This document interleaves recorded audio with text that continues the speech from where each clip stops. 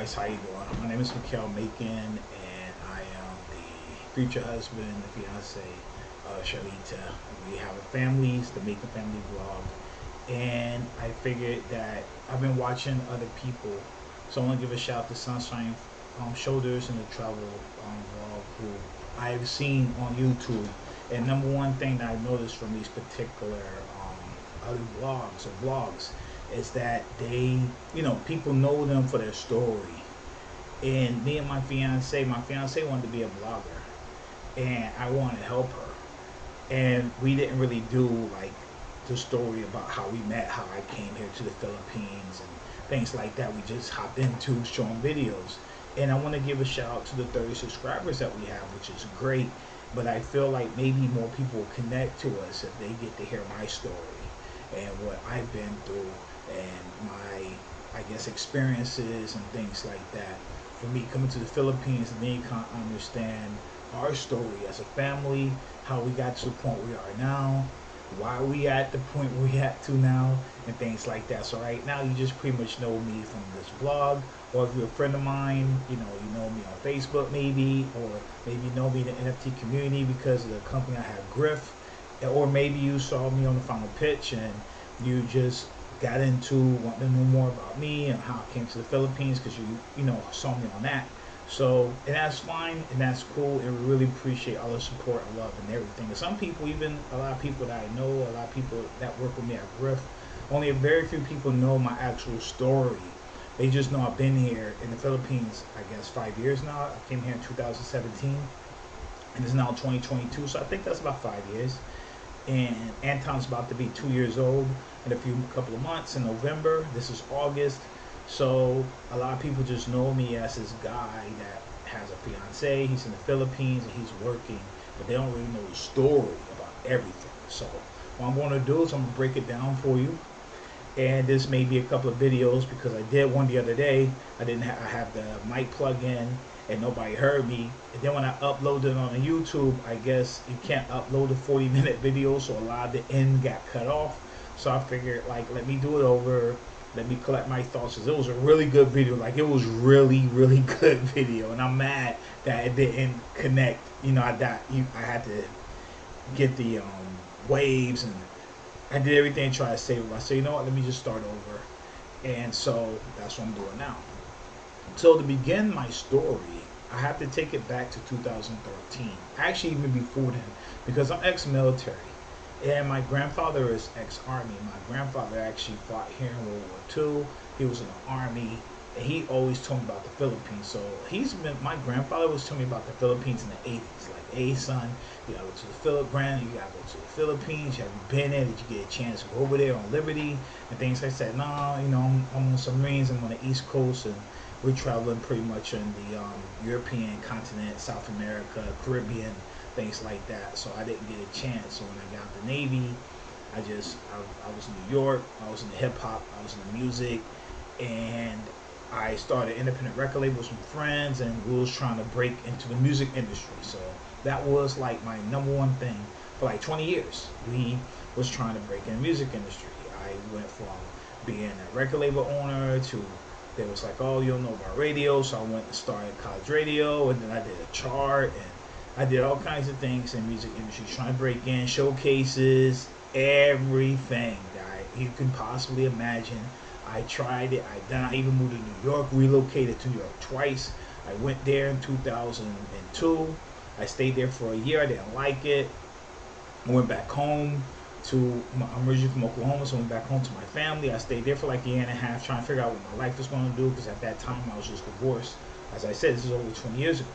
So I got divorced in 2001, 2002, I believe, and I was in New York, and I stayed there. I didn't like it. So maybe I was in New York from 2002 to like 2003, 2004. I didn't like it. I was staying, I was working in the industry. Things started going south with Napster, and people started getting laid off, so the music wasn't there the way it was before.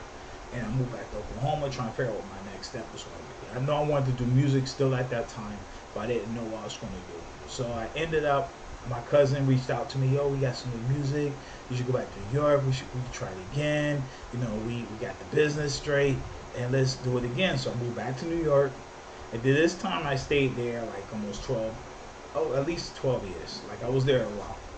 And so this goes back to me dating and then meeting a Filipino woman. So I had a car accident in 2012, 2013. I had a bad car accident. Like I was incapacitated.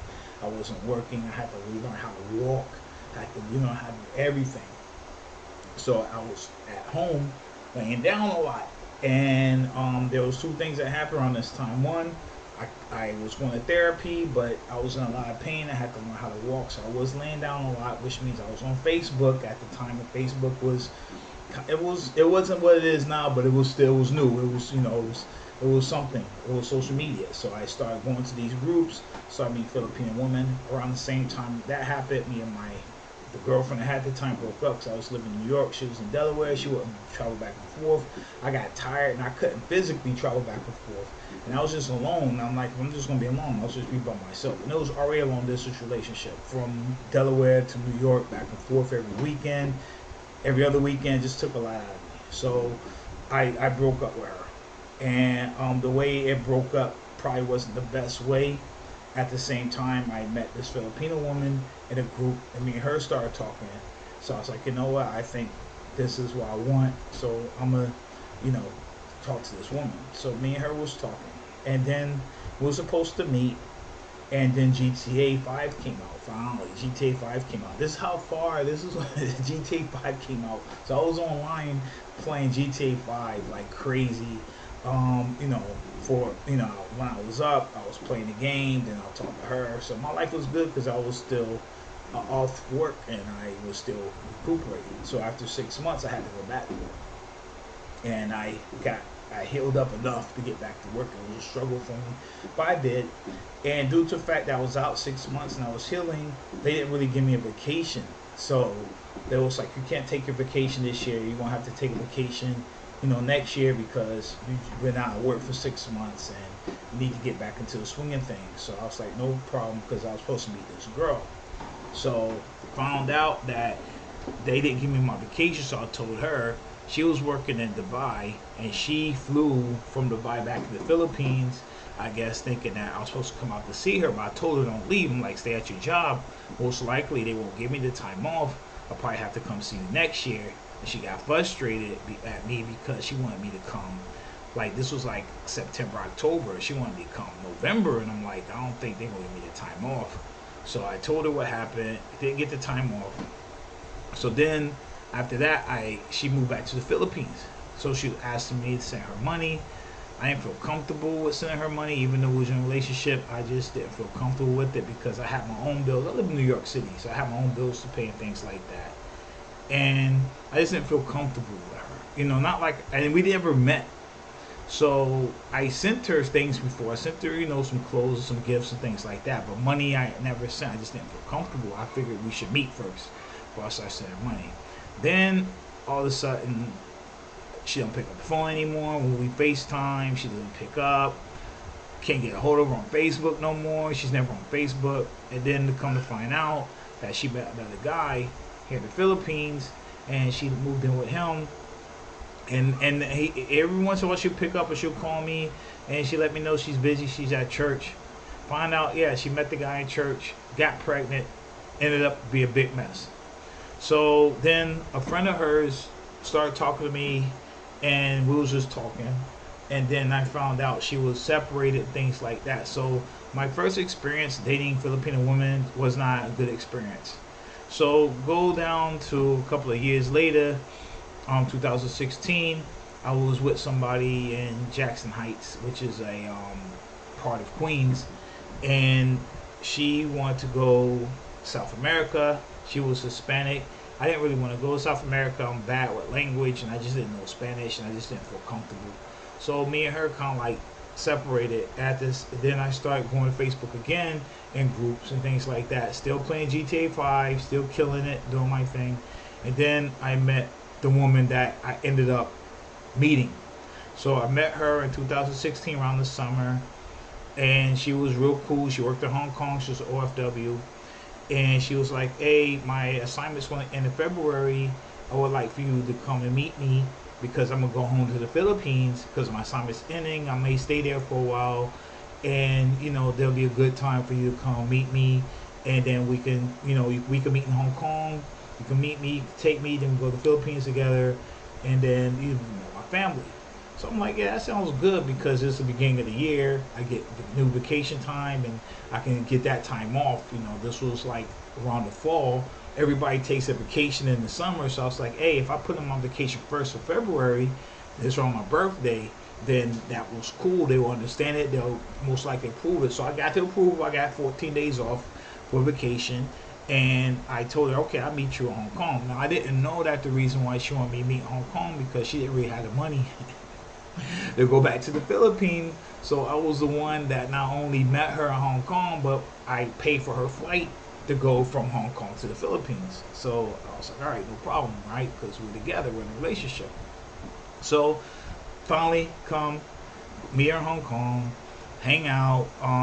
The first couple of days in Hong Kong, we had a hotel room, and then all her friends came over. It was like 50 women came over, and my old Facebook account is closed, but I do have pictures of me having a pizza party with like 50 people in a hotel room. Everybody came, and she's like, hey, we gotta feed all these people. And I'm like, what? End up getting pizza for everybody. So that was the first time I should have been like, why is she asking me to do all this stuff? You know what I mean? Why am I just paying all this money for things? But I didn't think of it because I was in love, and I was trying to do the right thing by her. It was her friends. It was her going away party. So I was like, all right, I took care. I don't want people starving. All right. So we ended up staying in Hong Kong for I think 3 days. Went to Disneyland in Hong Kong. Went around, traveled, did all that stuff. Then we flew to the Philippines.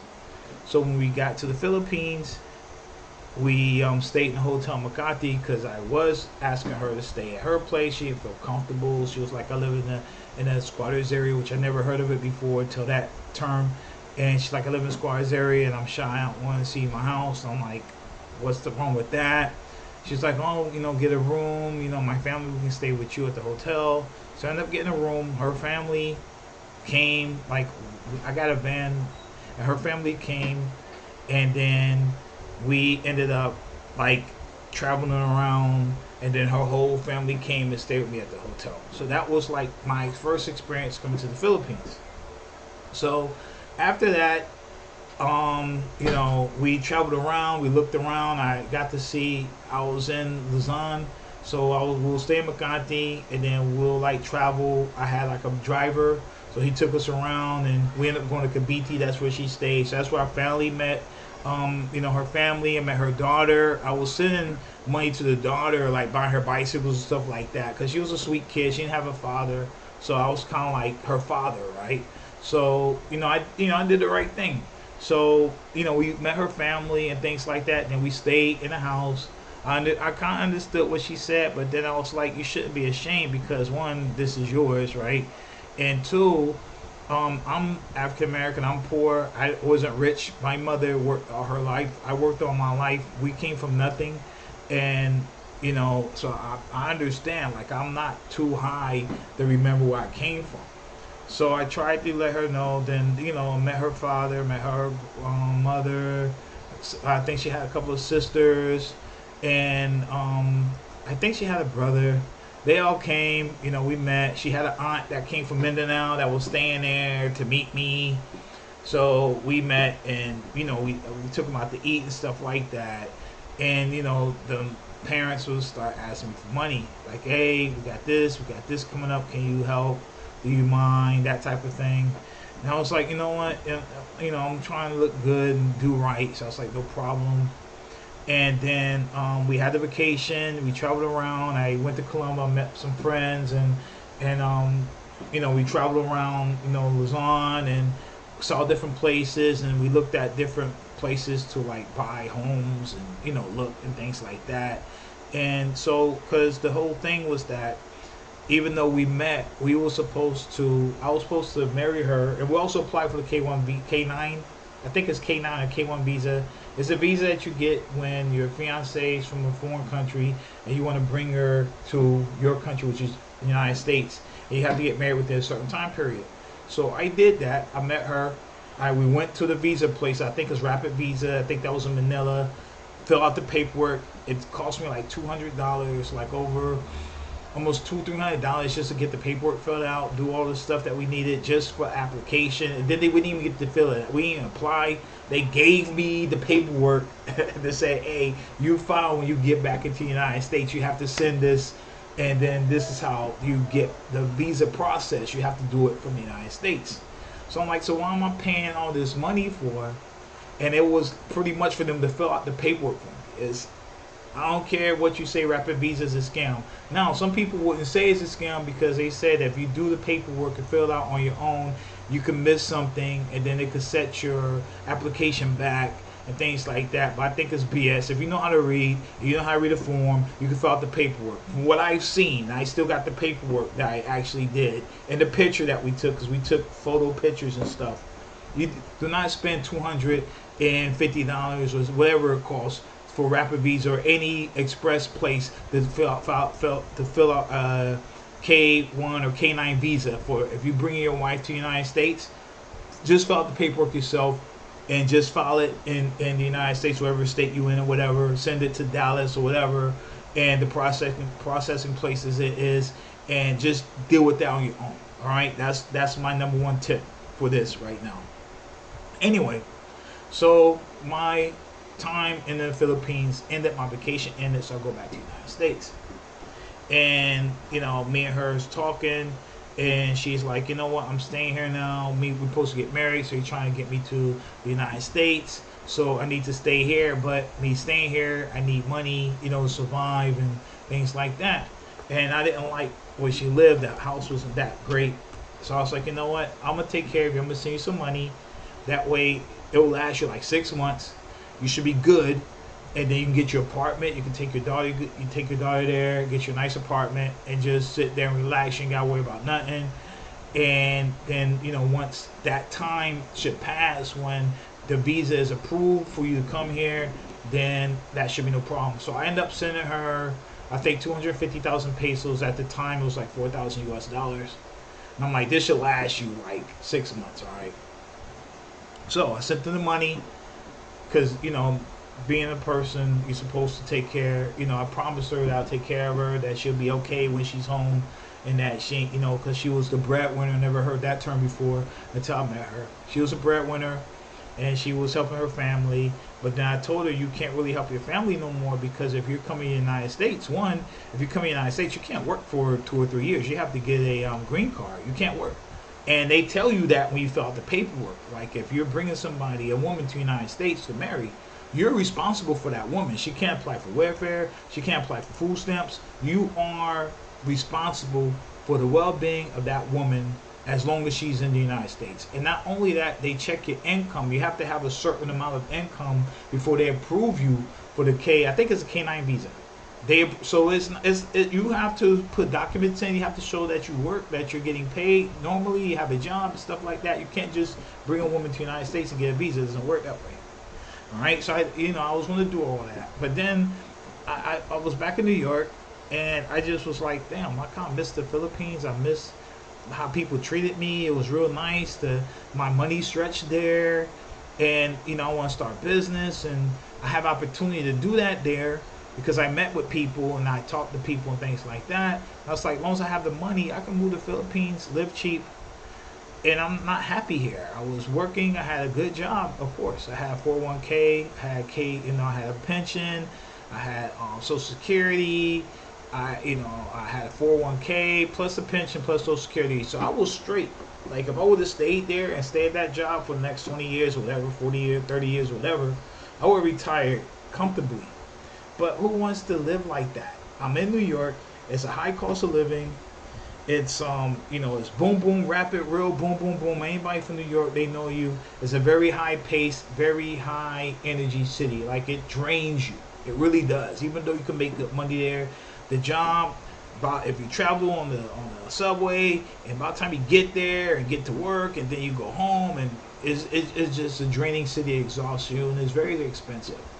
And I just wasn't happy living that life. I could have did it, and I did it for years before that. But I was like, I see this opportunity. I'm in this country, and they treat me more of American than I get treated in my country. There's no racism. There is no ignorance. There's no police, shooting you down or harassing you. And the people, the women, like they accept you for what I thought they accept you, and they like, it's more laid back, and you don't have to dress a certain way. You don't have to try to act like you something that you're not, and you don't have to look behind every corner because you live in a certain neighborhood and things like that. And even when I was living in good neighborhoods in New York, like Jackson Heights is not a bad neighborhood right now, but it's a good neighborhood, but it's very expensive. You're paying like $2,000 a month for a studio. And the studio is like this room that I'm in right now in this apartment. It's pretty much a little bit bigger than that. You have a little. It's crazy. I was spending a lot. It was just a lot, and I just want something different in myself. I'm like, I know that I can do something better. I can be a better person. I could be, a real businessman, real opportunity. Maybe I go to this country. They speak English. People like me. My money can stretch far. As long as I do the right thing financially, I'll be good. So I ended up telling my job, hey, oh yeah, something happened before that. When I sent her the money, which was, I think, 225,000 pesos, she was supposed to, remember I told you, she was supposed to get an apartment, and she was supposed to, move her and her daughter in there, get a nice apartment, and, buy food, pay for bills, everything, and just relax, right, for the 6 months for the visa. What she did was she went and took the money, and she started fixing up her home, which was in the squatters area. And his home, if you see, I got pictures, I wish I could have them. It wasn't even the best. It was wires all over the place. It wasn't great, but it was hers, right? It was a one floor. She had a bathroom, real tiny. Like, it was just, and all her family, her mother, her daughter, her sister, her mother and father, they all lived in this house, right? And then in the back, which wasn't her property, but since nobody was there, they took the property and they built wood structures and they slept in the back, right? This was her home. There was no upstairs. There was supposed to be, but didn't get finished. When I sent her the money, I didn't know that she took the money and started fixing up the house. Like, she started making it upstairs, and they fixed the bathroom. Like, she started fixing everything. So then I got mad because I'm like, I sent you this money because I wanted you to get an apartment for you and your daughter so you can relax. And she's like, well, this is my home and my family's here, and why take that money and get an apartment when I could just fix this house up? And it wasn't cheap fixing that house up, all right? So I was upset, and I'm like, this woman's fucking up my money. I think that was the downfall of me and her relationship, because I sent it for a particular purpose. She didn't ask me. She went behind my back, did it anyway, spent the money to fix up the house. I ain't like the house. I didn't want to live there. It's like, I don't want to live there. We can get a nice apartment in a nice subdivision. So that messed up. I think that was the downfall for me for the relationship. And I'm in New York and I'm pissed off. So, I was already thinking about coming. So that kind of like forced my hand a little bit. Like, if I'm already paying money for this particular house, I might as well come out there and see it through. And I was ready to leave anyway. So I put in my 2 weeks, and I sold whatever I could. I shipped everything else that I could to the Philippines, and then I ended up moving to the Philippines. So between the time of my visit and the time I actually moved to the Philippines was 2 months. I didn't trust her with money, but I felt like, you know what, I can marry her in the Philippines. I can apply for the visa in the Philippines. And also another thing that happened, Trump got inaugurated president. I went there in 2017. Remember, I went to they had an election. So Trump was elected in 2016. He got sworn in January. I went to the Philippines in February, and I left in March. I just knew that guy was not going to be good. Like, I'm like, this is not good that this guy's in office. Now, some people could think differently, but for me, I saw it differently. I saw it like, yo, this is not good. So I was already thinking of what to do, and then this happened. I'm like, I'm just going to go to the Philippines. I don't have to deal with Trump. I don't have to deal with what's going to happen. Something bad's going to happen. And I can just go there. This woman's messing up my money, and I can at least go there and just see the revision of this house and end up, start my own business and things like that. So it is 25 minutes that this is done. That's the first part. So I'm gonna end it here, and then I'm gonna come back and let you guys know what happened once I got to the Philippines.